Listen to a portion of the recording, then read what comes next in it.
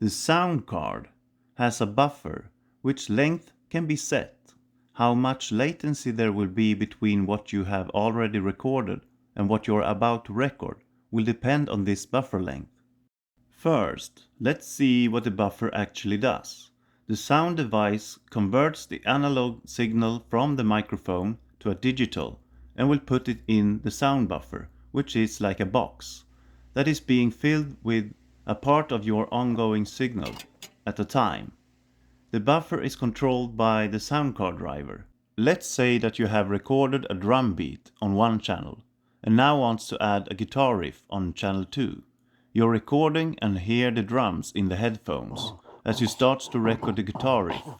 The drum beat that is already on track starts almost immediately to play, but the guitar will take longer time to reach track 2 because it must first be converted from analog to digital and be put into the sound buffer, as when the buffer is full, be handed over to track 2 in your DAW and be played together with the drums in your headphone. If the buffer is short, then it will take less time for the guitar signal to reach the channel in the DAW and be played.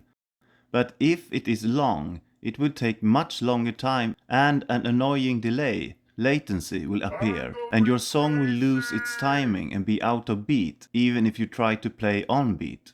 Therefore, it's best to have a short buffer, but it will need more work from your computer that will have to try to keep up with reading the digital sound information from the buffer, and might appear as stuttering or crackling in the sound if it can't keep up, as the information in the buffer will be released or overwritten.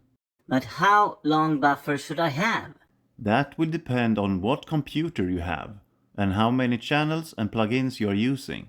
It's also the same buffer and length that will be sent around to all of your plugins on each channel, where they will change the sound information and pass it on to the next in the chain of the plugins. That means that the buffer must go through all of them and get back in time before reading the next part. The length of the buffer is therefore something that you will have to adjust as your project grows. Therefore, it's important that you know how to adjust the buffer for your sound device. If the computer can't keep up, there will be stuttering and crackling in the sound, and if those will come and go during random events, then the reason might be that a process or service on your computer starts up in the background, which might be something that you can disable so that it doesn't happen again. Now we know how the buffer works and how important it is. And with that said, I would like to say thank you and please subscribe. Bye! Bye.